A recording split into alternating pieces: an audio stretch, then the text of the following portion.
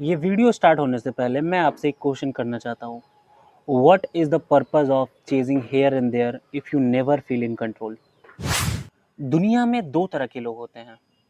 एक जो हर एक इवेंट पे रिएक्ट करते हैं और दूसरे जो उन इवेंट्स को डायरेक्ट करते हैं। आपका पावर कामली किसी सिचुएशन को हैंडल करने में है। जितना चुप रह के आप किसी को अपने पास आने पे मजबूर करोगे उतने ही पावरफुल आप हो। Law 8, make other people come to you, use bait if necessary. क्योंकि जब आप सामने वाले को अपने पास आने पे मजबूर करते हो तो कंट्रोल आपके पास होता है।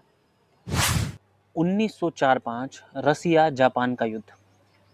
जापान ने अभी अभी अपने वॉरशिप का मॉडर्नाइजेशन शुरू किया था, मतलब रसिया के पास जापान से स्ट्रॉन्गर नेवी थी। जापान के मार्शल टोगो ने एक फेक इंफॉर्मेशन फैलाई कि अगर रसिया चाहे तो एक स्विफ्ट अटैक में ही जापानी फ्लीट को खत्म कर सकती है। इस इंफॉर्मेशन पे रसिया ने रिएक्ट किया और अपने बेस बाल्टिक सी को छोड़ के वो जापान की तरफ बढ़े। जापान पहुंचने के लिए उनके पास तीन रास्ते थे। दो छोटे रास्ते, स्ट्रेट ऑफ गिब्रल और Swiss canal into the Indian ocean. But in दोनों रास्तों पे उस समय ब्रिटिशर्स का कंट्रोल हुआ करता था और ग्रेट ब्रिटेन उस टाइम पे जापान का अलाय था, तो रसिया उस रास्ते को नहीं पकड़ सकती थी। इसलिए उनको मजबूर होके सबसे बड़ा रास्ता केप ऑफ गुड होप, जो कि 18,000 माइल्स पे था, उनको वो पकड़ना पड़ा। जैसे ही Russian fleet Cape of Good Hope को पार करके आगे बढ़ी, जापान के मार्शल टोगो ने फिर से एक फेक इंफॉर्मेशन फैलाया। इस बार रूमर ये था कि जापान रसिया पे काउंटर अटैक करने वाला है।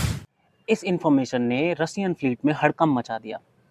रसिया के कमांडर ने अपने सैनिकों को कॉम्बैट अलर्ट मोड में रहने के लिए कहा और उनको डायरेक्ट किया कि हम जापान तक का रास्ता इसी तरीके से तय करेंगे। जब तक वो जापान पहुंचे उनकी सारी एनर्जी ड्रेन्ड हो चुकी थी, सारे लोग एग्जॉस्ट हो चुके थे। वहीं जापान के मार्शल टोगो उनका इंतजार अपनी फ्रेश आर्मी के साथ कर रहे थे। मॉडर्न वॉरफेयर में एक्सपीरियंस ना होते हुए भी जापान ने रसिया को बुरी तरीके से हराया, क्योंकि रसियन जो फ्लीट थी वो पूरी तरीके से एनर्जी ड्रेन्ड थी। जापान ने रसिया को फोर्स किया कि वो उनके पास आए। जापान ने रसिया को अपनी टेरिटरी में बुलाकर उनको हराया। रसिया को लग रहा था कि युद्ध का असली कंट्रोल वो कर रहे हैं, जबकि असली कंट्रोल था जापान के पास। वो लोग जो हर एक इवेंट पर रिएक्ट करते हैं उनको खुद से ये क्वेश्चन करना चाहिए, what is the purpose of chasing here and there if I never feel in control. Russia ने यही गलती की ना। जापान ने उनको बेट किया और वो अपना बेस छोड़ के निकल पड़ी उनके साथ युद्ध करने। The essence of power is ability to keep the initiative. Next time से जब आपको कोई उकसाए तो याद रखना, जो मूव करता है वो अपनी एनर्जी खोता है और जो काम रहता है वो सिचुएशन को कंट्रोल करता है।